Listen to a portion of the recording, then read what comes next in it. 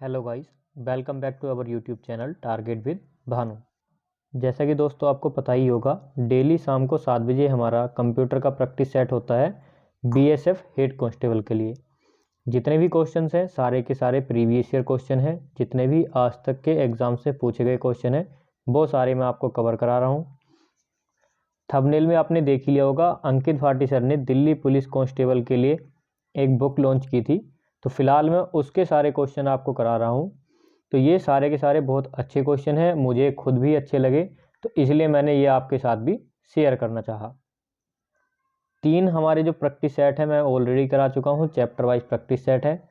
Second chapter जो internet का था उसके 2 पार्ट हैं, अगर आपने नहीं देखे हैं तो देखिए सर दोस्तों, आपसे मेरी रिक्वेस्ट है प्लीज़ जा करके ज़रूर देख लें। एग्जाम में पता नहीं कि किस प्रैक्टिस सेट से आपसे क्वेश्चन पूछ ले और बाद में कहीं आपको ये सोचना ना पड़े कि काश मैंने वो देख लिया होता।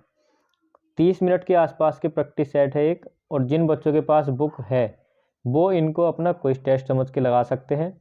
जिन बच्चों के पास बुक नहीं है तो उनको बुक लेने की कोई भी ज़रूरत नहीं है, मैं यहाँ से सारे क्वेश्चन करा दूंगा, और लास्ट में जिस चैप्टर से जितने क्वेश्चन एक्स्ट्रा बन सकते हैं वो भी मैं आपको करा दूंगा। इसके अदर बहुत सारे क्वेश्चन मैं और आपको कराने वाला हूं, तो इस सीरीज में आप बने रहिए और डेली अपनी क्लासेस को अटेंड करते रहिए।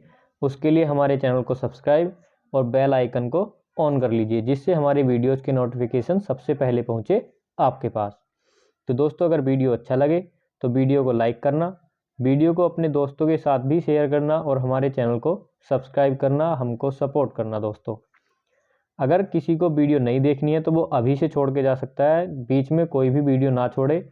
रिक्वेस्ट है कि लास्ट तक देखिए, आपका बेनिफिट ही होने वाला है और ये बेनिफिट आप अपने एग्जाम में जा करके देख सकते हो। तो चलिए फटाफट से स्टार्ट करते हैं पहले क्वेश्चन से। तो एक इन्फॉर्मेशन और रह गई थी, तो मैं बता दूं कि पीडीएफ, सभी को पीडीएफ चाहिए होती है, तो पीडीएफ आपको हमारे टेलीग्राम ग्रुप में मिल जाएगी, लिंक डिस्क्रिप्शन में दी हुई है, वहाँ से जा करके आप हमारा टेलीग्राम ग्रुप को ज्वाइन कर सकते हैं। चलिए पहले क्वेश्चन से स्टार्ट करते हैं, और आज का पहला क्वेश्चन है, निम्नलिखित में से कौन सा एक वैध ईमेल एड्रेस नहीं है। तो अब आपको बताना है कि इनमें से कौन सा एक वैलिड नहीं है। 4 फॉर्मेट आपको दिए हुए हैं कि किस किस फॉर्मेट में आपका ईमेल हो सकता है। जो आपकी जीमेल आईडी बनाते हो आप, वही ईमेल होता है आपका। तो देखिए, हमारे जो प्रैक्टिस सेट्स की खासियत है वो है कि मैं आपको समझा करके, क्वेश्चन को समझाने के बाद उसका आंसर बताता हूँ, जिससे कि आप अपना आंसर भी दे सकते हो उसी टाइम में और आप राइट आंसर भी टिक कर सकते हो।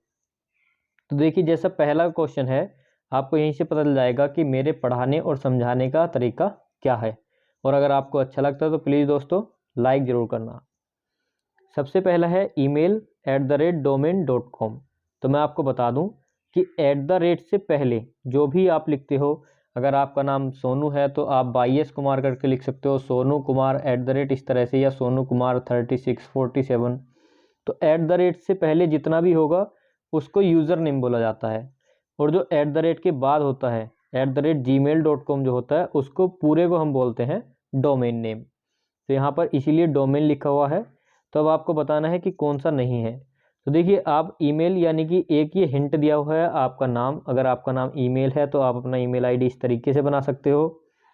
1 to 7 अपना मोबाइल नंबर, यानी कि कोई भी अंक डाल करके, गिनती डाल करके आप अपना ईमेल बना सकते हो। थर्ड ऑप्शन दिया है, ये भी ईमेल से स्टार्ट करके डॉट पहले लगाया है और @domain.com, यानी कि कहने का मतलब है इनका कि जैसे आप लिखते हो, मान लीजिए सोनू 36 या 12, तो उसकी जगह आप 36 ना लिख करके सोनू .@ इस तरह से भी लिख सकते हो, लेकिन आप उसको ब्लैंक नहीं छोड़ सकते। यूज़र नेम को कभी भी ब्लैंक नहीं छोड़ा जाएगा, या डॉट डॉट डॉट सिर्फ डॉट से नहीं लिखा जाएगा, आपको अपना कुछ ना कुछ नाम जरूर लिखना पड़ेगा। तो इस तरह से आपका डी ऑप्शन बिल्कुल गलत है, इस फॉर्मेट में कभी भी आपका ईमेल नहीं होता है। उम्मीद करता हूँ कि आपको क्वेश्चन बहुत अच्छे से समझ आया होगा। नेक्स्ट क्वेश्चन की तरफ चलते हैं। क्वेश्चन नंबर 2, बताना है कि ईमेल आईडी में निम्नलिखित में से किसकी गुंजाइश मान्यता नहीं होती है। तो बताना है कि ईमेल आईडी बनाते समय किसकी आवश्यकता हमको नहीं पड़ेगी। डॉट की आवश्यकता नहीं पड़ेगी, संख्यात्मक अंक यानी गिनती की, बड़े कैपिटल अक्षर या रिक्त स्थान की। तो देखिए जिस चीज़ को हम नहीं यूज कर सकते, जिसकी गुंजाइश है ही नहीं, जिसकी आवश्यकता ही नहीं है, तो वो कौन सी चीज़ है? वो है दोस्तों रिक्त स्थान। आप जीमेल बनाते समय कभी भी स्पेस का यूज़ नहीं करते। जिस तरह से आप अगर अपना ईमेल लिखोगे तो सोनू, सोनू के बाद कोई स्पेस नहीं देना, उसके बाद @ उसके बाद gmail.com, इस तरह से आप लिख दोगे, स्पेस बीच में कहीं नहीं छोड़ सकते। तो इसलिए जब आप ईमेल बनाते हो तो उसमें रिक्त स्थान की कोई भी गुंजाइश नहीं होती। Option number D. Next question आता है क्वेश्चन नंबर 3। क्वेश्चन नंबर 3 है दोस्तों, ईमेल हेडर में पाई जाने वाली एक फील्ड CC यानी डबल सी का पूर्ण रूप क्या है? बताना है कि जो ईमेल हेडर में डबल सी आती है उसकी फुल फॉर्म क्या है, उसको क्या बोलते हैं हम? कैरेक्टर कॉपी बोला जाता है, कंट्रोल कॉपी, ऑप्शन सी है आपका कंटिन्यूअस कॉपी, या फिर option number D carbon copy. तो यहाँ पर आपका डी ही ऑप्शन करेक्ट हो जाएगा। जो ईमेल हेडर में डबल सी पाई जाती है, जो एक फील्ड है, उसको हम कार्बन कॉपी बोलते हैं। नेक्स्ट क्वेश्चन आ जाता है दोस्तों आपका SMTP। SMTP एक ईमेल से संबंधित प्रोटोकॉल है। अब देखिए कल और परसों की क्लास में मैंने आपको 2-3 तरह के प्रोटोकॉल बताए थे। आपको बताया था TCP की फुल फॉर्म क्या है, आपको ये भी बताया था IP की फुल फॉर्म क्या है, आपको HTTP की फुल फॉर्म भी बताई थी, और ये भी बताया था कि उसके लास्ट में S लिख के आ जाए तो उसकी फुल फॉर्म क्या होगी। तो इसीलिए आप समझ सकते हो कि सारी की सारी वीडियोस कितनी इम्पोर्टेंट है आपके लिए। तो दोस्तों जा कर के ज़रूर देख लेना चैनल में, प्लेलिस्ट में जा कर के, जब आप चैनल ओपन करोगे वहाँ पर प्लेलिस्ट मिलेगी, प्लेलिस्ट में आपको मिल जाएगा। तो चलिए बताइए कि SMTP की फुल फॉर्म क्या है? Simple mail transfer protocol, simple mail transition protocol, synchronous mail transition protocol, या सिंक्रोनस मेल ट्रांसफ़र प्रोटोकॉल। फटाफट से अपना आंसर टिक कीजिए कि क्वेश्चन नंबर 4 का कौन सा राइट आंसर है। तो जितने ही बच्चों ने ऑप्शन नंबर ए टिक किया है, S for simple, M for male, T for transfer, P for protocol. अब देखिए बस इतना ध्यान रखिए कि ईमेल से संबंधित प्रोटोकॉल है आपका SMTP। आपसे इस तरह से ही पूछा जा सकता है कि SMTP प्रोटोकॉल किस चीज़ से संबंधित है, तो आपका ईमेल से। और जैसे ही आपको ध्यान रहेगा कि SMTP ईमेल से संबंधित है, आप फटाफट से समझ जाओगे, यानी मेल M से मेल हो जाएगा और S से सिंपल, यानी हमारा एक सिंपल मेल था। P फॉर प्रोटोकॉल है ही, लेकिन बस T का ध्यान रखना है कि सिंपल मेल ट्रांसफ़र प्रोटोकॉल, यानी कि ऐसे समझिए कि आसान सा मेल है, उसको हमें किसी को ट्रांसफ़र करना है, बस simple mail transfer protocol. Next question आता है क्वेश्चन नंबर 5। निम्नलिखित में से कौन सा एक ईमेल सेवा प्रदाता नहीं है? सर्विस प्रोवाइडर, कि वो आपकी जो सर्विस है, ईमेल की सर्विस, वो प्रोवाइड नहीं कराता। इन 3 में से एक नहीं है, 4 में से एक नहीं है, 3 है। तो जो नहीं है वही आपको चूज़ करना है। सबसे पहला जीमेल, क्या आप जीमेल से एक मेल भेज सकते हो? तो आप बोलोगे कि बिल्कुल सर भेज सकते हैं। कूल मेल, अभी देखिए आपको कन्फ्यूज़न होगा कूल मेल से भेज सकते हैं या नहीं। सी आ जाता है आपका याहू मेल, तो याहू से भी आप भेज सकते हो, और डी होता है आपका हॉट मेल। तो देखिए मैं आपको बता दूं कि हॉट मेल होता है, लेकिन कूल मेल कुछ भी ऐसी चीज़ नहीं है। तो ऑप्शन नंबर बी आपका बिल्कुल सही होगा। हमसे यही पूछा गया है कि जो गलत है उसको चूज़ कीजिए, जो नहीं है वो हमारा है कूल मेल। नेक्स्ट आ जाता है क्वेश्चन नंबर 6। यहाँ पर आपको फटाफट से बताना है कि कौन सा कथन सत्य है। इन 4 ऑप्शन में से एक सही है और बताना है कि कौन सा आपका ट्रू है। फर्स्ट ऑप्शन आप पढ़ लीजिए, आप इनको ध्यान से पढ़िए, बस आप आसानी से देखिए। कंप्यूटर के 50% क्वेश्चन अगर आप उनको ध्यान से पढ़ते हैं और थोड़ी भी आपकी प्रैक्टिस होती है, तो ऑप्शन से आप उनको उठा लोगे। बस इसीलिए मैं आपसे बोलता हूँ कि चैनल को सब्सक्राइब करके बेल आइकन प्रेस कर लीजिए। 30 मिनट का आपका लेक्चर होता है, या आप प्रैक्टिस सेट बोल सकते हो। 30 मिनट आपको देने हैं, आप किसी भी टाइम में प्रैक्टिस सेट लगा सकते हो। और इतने इंपॉर्टेंट क्वेश्चन मैं आपको करा रहा हूँ दोस्तों, अगर आपको थोड़ा सा भी ध्यान रहा और आपके एग्जाम में आ गया, तो आप उसको ऑप्शन से भी कर सकते हो। प्रैक्टिस सेट के बाद अगर आपको बहुत अच्छी तैयारी के लिए क्या करना होता है, प्रैक्टिस सेट के बाद आपको उसका पीडीएफ पढ़ना होता है, क्योंकि पीडीएफ में आंसर टिक नहीं होते और आप डायरेक्टली पूरा फोकस आपका क्वेश्चन पे होता है। और जैसे ही आप क्वेश्चन आंसर पढ़ते हो तो वो आपका 2 बार रिवाइज हो जाता है, जिससे आपके क्वेश्चन जो हैं वो पक्के हो जाते हैं। तो पीडीएफ के भी आपको मैं प्रोवाइड करा रहा हूँ, कोई भी आपसे कॉस्ट नहीं ली जा रही है, फ्री ऑफ कॉस्ट पीडीएफ आपको टेलीग्राम पर मिल रही है। जब आपको किसी भी चीज़ के लिए कोई पे नहीं करना पड़ रहा, फ्री में सारी चीज़ें आपको प्रोवाइड कराई जा रही हैं। तो बस कमी है तो आपके कॉन्संट्रेट की, आपकी लगन की, आपकी मेहनत की। मेहनत कीजिए और सिलेक्शन ले जाइए। अब जैसे इस क्वेश्चन को देखिए, कितनी आसानी से इस क्वेश्चन को आप कर सकते हो। अगर आपने इस वीडियो को स्टार्टिंग से ध्यान से देखा होगा तो सारे के सारे आंसर मैं आपको ऑलरेडी बता चुका हूँ। पहला ऑप्शन है, ईमेल आईडी हमेशा अद्वितीय होती है। तो देखिए, क्या ईमेल आईडी हमेशा अद्वितीय होती है? तो आप बोलोगे कि हमको तो पता नहीं है होती है या नहीं होती है, आपने पढ़ा नहीं है। तो पहले ऑप्शन को ऐसे ही छोड़ दीजिए, सेकंड पढ़िए, क्योंकि इसे इनमें से एक ही राइट होने वाला है। ईमेल आईडी में अपर केस यानी कि जो बड़े वाले होते हैं और लोअर केस छोटे अक्षर एक साथ नहीं हो सकते। तो क्या बड़े और छोटे अक्षर आपके ईमेल में हो सकते हैं या नहीं? तो आप बोलोगे कि हम फर्स्ट कैपिटल लेटर बनाते हैं, बाकी छोटे बना लेते हैं, या सारे स्मॉल बना लेते हैं। तो इस तरह से आपके अपर और लोअर केस दोनों होते हैं। ये बोल रहा है कि नहीं हो सकते, तो ये तो आपका गलत हो गया। सी ऑप्शन है कि ईमेल आईडी में डॉट कैरेक्टर का उपयोग नहीं किया जाता। तो मैंने आपको बताया था कि सोनू डॉट @ करके आप बना सकते हो, और जैसा कि आपको पता है कि @gmail.com लास्ट में .com होता ही है, तो डॉट भी होता है। ये ऑप्शन भी गलत हो गया। ऑप्शन सी आ जाता है आपका, ऑप्शन डी, ईमेल आईडी आमतौर पर केस संवेदी होती है, यानी कि केस सेंसिटिव। तो देखिए, सेंसिटिव बेंसिटिव वाला कोई चक्कर नहीं है, ईमेल आईडी हमेशा अद्वितीय होती है। ऑप्शन नंबर ए। अद्वितीय का मतलब कि सेम सेम दो आईडी नहीं होती, उसका कोई भी सेकंड रूप नहीं होगा। आपको पता है कि यदि आपने सोनू, आपका नाम भी सोनू है, किसी और बंदे का सोनू ले लीजिए, अरुण वगैरह कुछ भी आप ले सकते हो, आपने उसमें 46 करके @gmail.com बना दिया, तो इसके जैसी कोई भी दूसरी जीमेल नहीं बन सकती।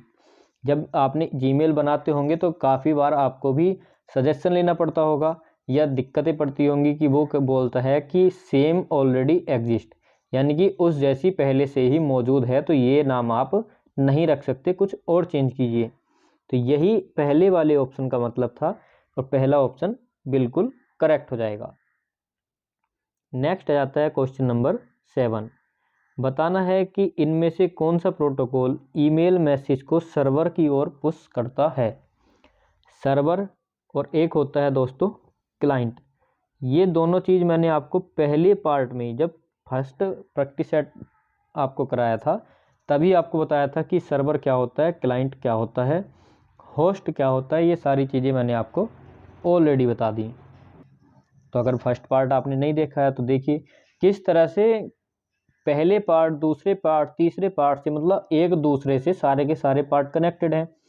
तो इसलिए आपसे बोल रहा हूँ कि सारे पार्ट आपको ज़रूर देख लेने हैं। तो बताना है कि सर्वर की ओर पुश करता है, बताना कौन सा है, HTTP, POP, POP और HTTP दोनों, या फिर SMTP।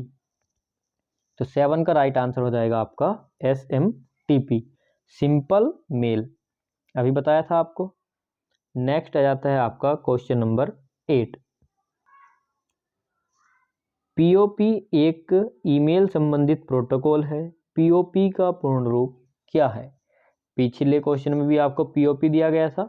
HTTP की फुल फॉर्म कल बता दी, SMTP की आज बता दी, POP का ये 8th क्वेश्चन है। तो इस तरह से सारी की सारी आपकी प्रैक्टिस सेट से भी कवर हो जाएंगी, और जितनी फुल फॉर्म्स हैं वो मैं जब सारे के सारे ये कवर करा दूंगा, या किसी भी दिन जब आप बोलते हो कि हमको शॉर्ट फॉर्म यानी फुल फॉर्म की ज़्यादा नीड पड़ रही है, आपके अगर प्रैक्टिस सेट लगाते हो उसमें आपके क्वेश्चन गलत जा रहे हैं, तो मैं पहले ही आपको करा दूंगा। सारी की सारी जितनी भी इम्पोर्टेंट हैं वो सारी फुल फॉर्म में आपको करा दूंगा। शॉर्टकट कीज भी मुझे आपको करानी है, और जैसे सिंपल से क्वेश्चन आते हैं कि कंप्यूटर की खोज कब हुई, इसके जनक कौन है, ये वगैरह वगैरह, इंटरनेट की शुरुआत कब हुई, ये सारे क्वेश्चन भी मैं आपको एक वीडियो में करा दूंगा। तो पीओपी की फुल फॉर्म फटाफट से बता दीजिए। तो यहाँ पर आपका ऑप्शन नंबर डी बिल्कुल करेक्ट हो जाएगा, post office protocol. Next question आता है POP3 एक ईमेल संबंधित प्रोटोकॉल है। POP3 में संख्यात्मक मान 3 का दर्शाता है। तो POP का एक हेडर आकार है ये, या करेक्टरों की संख्या है, POP में कोड की संख्या है, या POP का संस्करण है। तो देखिए ये हो जाएगा आपका ऑप्शन नंबर डी, POP3। ये 3 दर्शाता है कि POP का एक संस्करण। जैसे कि आप लिखते हो कोई चीज़ है B2 B3 इस तरह से लिखते हो ना, तो इसी तरह से POP3 उसका POP का एक संस्करण हो गया। या आप ऐसे बोल सकते हो ये वाला, ये कोई वस्तु है, इसके 3 पार्ट हैं, फिर इनके 2 पार्ट में डिवाइड कर देता है, तो ये संबंध सारे इसी से संबंधित होते हैं। तो ब्रांच मान लीजिए इसको आप कि एक उसकी ब्रांच टाइप। नेक्स्ट आता है क्वेश्चन 10, एक ईमेल में क्या क्या संविष्ट हो सकता है? टेक्स्ट, इमेज, लेकिन फाइलें नहीं। यानी संविष्ट का मतलब ये बोल रहा है कि क्या क्या अटैच हो सकता है, क्या क्या आप उसमें अटैच करके भेज सकते हो। ईमेल में टेक्स्ट, फाइलें लेकिन इमेज नहीं भेज सकते, इमेज वीडियो लेकिन जिप की गई फाइलें नहीं भेज सकते, या टेक्स्ट, फाइलें, इमेज ये सभी भेज सकते हो।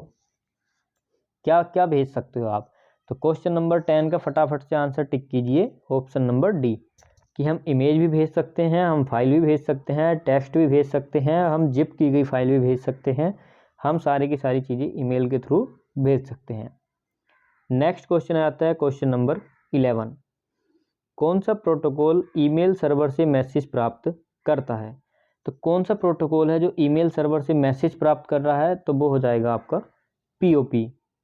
नेक्स्ट क्वेश्चन है क्वेश्चन नंबर 12, निम्नलिखित में से किसमें एक ईमेल एड्रेस का दूसरा भाग शामिल होता है? मेल बॉक्स का नाम, डोमेन नाम, डेस्कटॉप क्लाइंट, या फिर फोल्डर का नाम। ईमेल एड्रेस का दूसरा भाग, अभी बताइए क्या आंसर होने वाला है? मैंने आपको बताया था कि ईमेल एड्रेस का जो दूसरा पार्ट होता है, यानी कि @ के बाद वाला, उसको क्या बोलते हैं? डोमेन नाम। तो अगर आप ध्यान से सुनते हो क्वेश्चन को, तो क्वेश्चन का आंसर जो आगे आने वाले हैं उनका भी मैं पहले ही दे चुका होता हूँ, जिस तरह से इसका था। तो बस क्वेश्चन को ध्यान से सुनते रहिए, समझते रहिए, उसके बाद PDF से रिवाइज कर लीजिए, आप खुद को लगेगा कि हाँ आपने क्या सीखा। बताइए ईमेल के बारे में कौन सा कथन सत्य है? इन सब में से एक बात सत्य है, बतानी है कौन सी? तो ईमेल में अटैचमेंट के रूप में PDF और जिप फाइलें दोनों एक साथ नहीं हो सकते। अभी पीछे बताया था कि अटैचमेंट करके आप भेज सकते हो, पहला गलत हो गया। ईमेल में CC फील्ड खाली हो सकती है, तो ये आपको पता है कि या नहीं पता? नहीं पता होगा। अगला ऑप्शन देखिए, वैसे B ऑप्शन ही इसका करेक्ट होगा, लेकिन फिर भी और ऑप्शन पढ़ लेते हैं। ईमेल में टू फील्ड खाली नहीं हो सकती है, तो अब इससे आप समझ सकते हो कि खाली हो सकती है। ईमेल में 5 से अधिक अटैचमेंट नहीं हो सकते हैं, तो बिल्कुल हो सकते हैं, ये वाला ऑप्शन भी गलत है। अगले क्वेश्चन पर चलते हैं, क्वेश्चन नंबर 14। बताना है कि इलेक्ट्रॉनिक मेल इंटरनेट पर निम्नलिखित सेवाओं में से किस सेवा से संबंधित है? वर्ल्ड वाइड वेब, सूचना पुनः प्राप्ति सेवाएं, संचार सेवाएं, या फिर वेब सेवाएं। तो ये ईमेल होता है आपका संचार सेवा, कम्युनिकेशन सिस्टम। नेक्स्ट आ जाता है आपका क्वेश्चन नंबर 15, ईमेल हेडर में पाई जाने वाली एक फील्ड BCC का पूर्ण रूप। BCC की फुल फॉर्म बतानी है, blind common copy, basic common copy, blind carbon copy, या फिर बेसिक कार्बन कॉपी। तो देखिए डबल सी से आपका हो गया कार्बन कॉपी, B से बताना है तो ये होगा आपका ब्लाइंड कार्बन कॉपी। नेक्स्ट आता है क्वेश्चन 16, कौन सा संप्रतीक यानी कैरेक्टर ईमेल आईडी का एक भाग होना चाहिए? तो आप डॉट, @ एम्परसेंड, या $। एम्परसेंड ये एंड वाला जिसको आप बोलते हो, इसको एम्परसेंड बोलते हैं। तो 16 का राइट आंसर क्या होगा? @ बताना। ये पूछा था कि आईडी का एक भाग होना चाहिए, तो देखिए @ हमेशा होता ही होता है। वो क्यों? अब आप बोलोगे .com भी होता है, लेकिन यहाँ पर जो सुइटेबल बोल सकते हैं @ बात, ये .com बात की बात है, लेकिन @ मुख्य इसलिए है क्योंकि ये ईमेल को 2 पार्ट में डिवाइड करता है। अगर ये नहीं होगा तो फिर ईमेल एक ही बन जाएगा, तो पार्ट को डिवाइड कौन करेगा? फिर आपका जो कैरेक्टर नेम होता है, जो आपका नेम होता है, जो आपका डोमेन नेम होता है, उसको कैसे आप दर्शाओगे? तो यहाँ पर जो बी वाला ऑप्शन है इसकी पॉसिबिलिटी ज़्यादा हो जाती है ए ऑप्शन की अपेक्षा। नेक्स्ट क्वेश्चन है, याहू मेल में सभी भेजे गए मेल को सेव करने के लिए किस फोल्डर का प्रयोग किया जाता है? याहू मेल में सभी भेजे गए मेल को सेव करने के लिए, तो सेंट, ड्राफ्ट, इनबॉक्स या स्पैम। तो देखिए सेंट वाले ऑप्शन में सारे के सारे आपके सेव हो जाते हैं, ड्राफ्ट में बे सेव होते हैं जो मेल आपके पहुंचते नहीं हैं, इनबॉक्स में आपके आए गए सारे के सारे होते ही हैं, ये तो आपको पता ही है। स्पैम वाले आपको पता है जो आपके काम के नहीं होते हैं वो होते हैं स्पैम। क्वेश्चन 18, प्राप्त ईमेल को देखने और प्रतिबंधित करने के लिए आमतौर पर निम्नलिखित में से किस विकल्प का प्रयोग किया जाता है? तो बताना है कंपोज, सेंट आइटम, इनबॉक्स या फिर अटैचमेंट। तो क्वेश्चन नंबर 18 का right answer inbox. Next question है 19, निम्नलिखित में से कौन सा ईमेल से संबंधित नहीं है? CC, BCC, ऑब्जेक्ट या फिर सब्जेक्ट। तो 19 का राइट आंसर आपका ऑब्जेक्ट ही हो जाएगा। CC आपको बताया था पीछे ही, BCC की फुल फॉर्म भी आपको बताई थी, आपको पता है ईमेल से संबंधित है, और जो भी आप लिख करके भेजते हो तो वो होता है आपका सब्जेक्ट, लेकिन ऑब्जेक्ट आपका कहीं भी नहीं होता। ये सेंटेंस नहीं है जो सब्जेक्ट ऑब्जेक्ट, ये है ईमेल, तो ईमेल में ऑब्जेक्ट नहीं होता। बाकी BC और BCC ये दोनों मैं आपको बता ही चुका हूँ। नेक्स्ट आ जाता है क्वेश्चन नंबर 20, निम्नलिखित में से किस ईमेल एड्रेस फील्ड में ईमेल के कंटेंट का संक्षिप्त सारांश होता है लेकिन ईमेल कंपोज करते समय इसकी अनिवार्यता नहीं होती? सब्जेक्ट, फ्रॉम, कंटेंट या फिर टू। तो 20 का राइट आंसर हो जाएगा option number A, subject. Next question आ जाता है आपका क्वेश्चन नंबर 21, डिलीट किए गए किसी भी ईमेल को स्टोर करने के लिए आमतौर पर किस फोल्डर का प्रयोग किया जाता है? जंक, ट्रैश, सेंट या फिर ड्राफ्ट। तो आपको पता होगा कि जब आप स्वाइप करके कोई जीमेल डिलीट करते हैं तो वो उसमें लिख करके आता है मूव टू ट्रैश, यानी जिस तरह से फ़ोटो को हम डिलीट करते हैं वो रिसाइकिल बिन में पहुंच जाता है, इसी तरह से जीमेल पहुंचता है ट्रैश में। और आगे एक इस तरह का डस्टबिन वाला डब्बा भी बन के आता है जिस पे गुणा का निशान लगा रहता है और ढक्कन थोड़ा खुला रहता है। आप समझ गए होंगे किसको बोल रहा हूँ मैं, ट्रैश। नेक्स्ट क्वेश्चन आता है क्वेश्चन नंबर 22, बताना है दोस्तों ईमेल भेजने के लिए क्या चीज़ अनिवार्य होती है? अटैचमेंट अनिवार्य है, सब्जेक्ट, प्रेषक की मेल आईडी या फिर बॉडी। अब देखिए सबसे ज़्यादा महत्वपूर्ण चीज़ क्या होगी जब आप कोई ईमेल भेज रहे हो? या तो उसमें कोई सब्जेक्ट होगा यानी जो भी आपने लिखा होगा, या कोई फाइल अटैच की होगी, बॉडी से कोई संबंधित है ही नहीं। लेकिन अगर आप प्रेषक की ईमेल आईडी ही नहीं होगी तो आप फिर इस ईमेल जाएगा कैसे?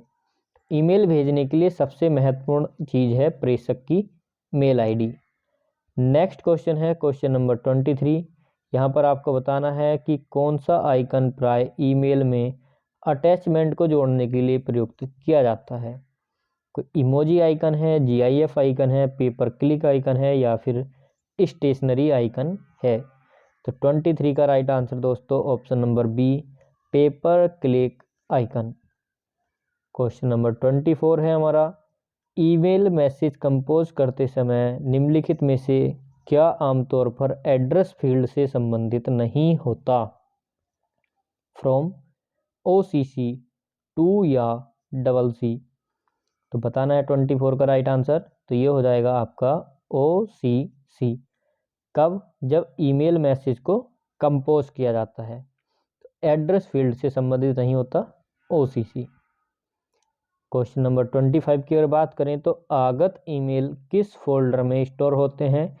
जो आगत यानी आए हुए मेल हैं, स्पैम, इनबॉक्स, आउटबॉक्स या सेंट।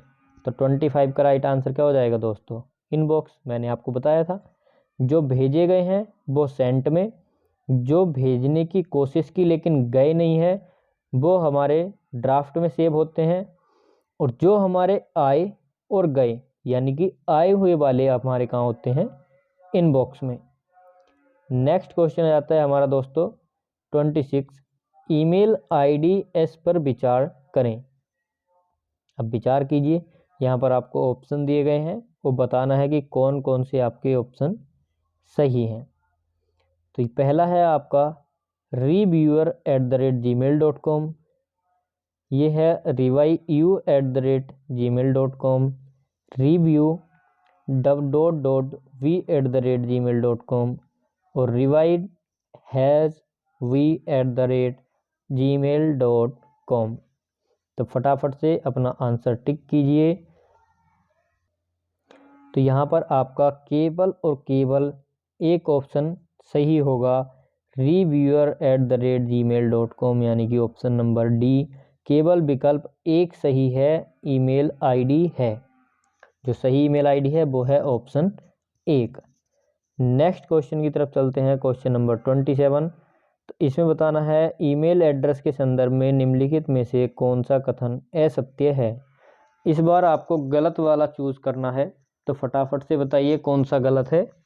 तो ईमेल एड्रेसेज में उपयोगकर्ता के नाम और डोमेन नाम को एक @ चिन्ह द्वारा एक दूसरे से अलग किया जाता है। तो अभी बहुत देर से मैंने आपको समझाया है कि @ के द्वारा हम अलग अलग करते हैं, जो यूज़र नेम होता है और बाद वाला डोमेन नेम। ऑप्शन बी है कि ईमेल सामान्यतः user name has domain name के रूप में होता है। तो हैज़ नहीं होता दोस्तों, @ होता है। तो हमारा ऑप्शन नंबर बी वाला गलत है और हमको गलत वाला बताना था, तो ऑप्शन बी हमारा करेक्ट हो जाएगा। बाकी दो ऑप्शन भी पढ़ लेते हैं। ईमेल एड्रेस में रिक्त स्थानों की अनुमति नहीं होती, तो बिल्कुल नहीं होती है, ये भी सही है। और ईमेल एड्रेस केस सेंसिटिव नहीं होते हैं, ये भी आपको पहले ही बता चुका हूँ कि सेंसिटिव वाला कोई मैटर नहीं होता। क्वेश्चन 28 की अगर हम बात करें, तो निम्नलिखित में से कौन सा प्रोटोकॉल किसी वर्क स्टेशन को उपयोगी तरीके से सर्वर होस्ट पर मेल ड्रॉप को गतिशील रूप से एक्सेस करने देता है। SNMP, ICMP, DHCP या POP3। तो यहाँ पर डी ऑप्शन ही आपका करेक्ट होगा, POP3। नेक्स्ट क्वेश्चन की तरफ चलते हैं, क्वेश्चन नंबर 29। बताना है दोस्तों निम्नलिखित में से कौन सा कथन ईमेल के संदर्भ में गलत है। इस बार आपको बताना है कि 4 ऑप्शन में से 3 सही है, एक गलत है, गलत वाला चूज करना है। तो ईमेल एक ऑनलाइन डिलीवरी सिस्टम होता है, तो ये डिलीवरी होगा, यानी कि ऑनलाइन जो हम भेजने का काम करते हैं वो डिलीवरी होता है। तो डिलीवर कर सकते हैं हम ऑनलाइन, तो ईमेल को तो ऑनलाइन ही डिलीवर किया जाता है। जीमेल एक फ्री वेब आधारित ईमेल सेवा है, तो हमसे जीमेल कोई चार्ज नहीं लेता। फ्री से मतलब है दोस्तों, जैसे आप डाकखाने से अगर कोई पत्र या कोई लेटर भेजना चाहते हैं तो उसका चार्ज आपको देना पड़ता है। कोई फैक्स भेजना चाहते हैं उसका भी आपको चार्ज देना पड़ता है। ये जो होता है फास्ट डिलीवरी वाला, वो भी चार्ज लेते हैं। लेकिन अगर आपको कोई मेल करना है तो उसका तो कोई चार्ज लेता ही नहीं है। विश्व का प्रत्येक ईमेल एड्रेस यूनिक होता है, तो बिल्कुल सही बात है। ईमेल एड्रेस का पहला भाग डोमेन नेम होता है, तो बिल्कुल गलत बात है। बाद वाला भाग डोमेन नेम होता है, पहला वाला तो यूज़र नेम होता है। नेक्स्ट क्वेश्चन आता है क्वेश्चन नंबर 30। कौन सा प्रतीक किसी ईमेल एड्रेस को 2 हिस्सों में अलग करता है। ये आपका स्टार है, ये आपका $साइन है, ये @ है, और ये आपको बताया ही था पीछे। तो 30 का राइट आंसर हो जाएगा ऑप्शन सी, कि ईमेल एड्रेस को 2 हिस्सों में अलग करता है @ आज का लास्ट क्वेश्चन है क्वेश्चन नंबर 31। इस क्वेश्चन का आंसर बताने से पहले दोस्तों आपसे रिक्वेस्ट है कि हमें ज़रूरत है आपके सपोर्ट की। ज़्यादा से ज़्यादा दोस्तों के साथ शेयर कीजिए वीडियो को लाइक कीजिए। लाइक करने से हमको मोटिवेशन मिलता है कि हमारी वीडियो कितने बच्चों को पसंद आ रही है। जितनी ज़्यादा पसंद आएगी उतना ही ज़्यादा अच्छा लगेगा, और उतने ही अच्छे अच्छे और प्यारे प्यारे क्वेश्चन मैं आपके लिए लेके आता रहूँगा। तो देखिए दोस्तों, शेयर करने से फ़ायदा ये होगा कि जो आपका परिवार है टारगेट विद भानु चैनल, इसको जितना ज़्यादा आप सपोर्ट करोगे, जितना ज़्यादा वीडियो को शेयर करोगे, उतना ज़्यादा मेंबर्स बढ़ेंगे। तो आपको अपने परिवार को बढ़ाना है, ये आपकी जिम्मेदारी है और आपको आपकी मंजिल तक पहुंचाने की जिम्मेदारी मेरी है दोस्तों। तो लास्ट क्वेश्चन है, ईमेल फॉरवर्डिंग के संदर्भ में निम्नलिखित में से कौन सा कथन असत्य है? ये बताना है दोस्तों कि गलत वाला ऑप्शन आपका कौन सा है। ईमेल फॉरवर्ड करते समय मौजूदा अटैचमेंट को हटाना संभव है। तो देखिए, जो आपने फाइल अटैच की है और भेजते समय उसको ही हटा दोगे तो वो क्या होगा? नहीं सॉरी दोस्तों, इसको हम हटा सकते हैं, मेरे ध्यान में कुछ और ही आ गया था।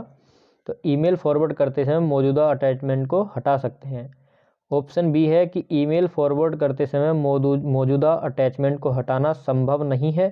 तो अब देखिए, ये एक दूसरे के विपरीत हैं, या तो पहला सही होगा या दूसरा सही होगा। अब हमको पता है कि पहला ही सही है कि हम उसको हटा सकते हैं, तो बी वाला हमारा गलत हो जाएगा।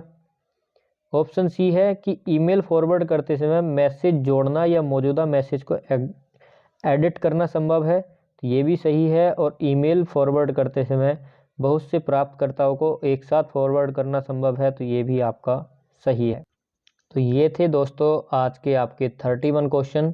तो फिर से वही बात बोलूँगा, अगर वीडियो अच्छी लगी हो तो लाइक करें, दोस्तों के साथ शेयर करें, और हमारे चैनल पर नए हैं या अभी तक चैनल को सब्सक्राइब नहीं किया है तो दोस्तों चैनल को ज़रूर से ज़रूर सब्सक्राइब कर लें।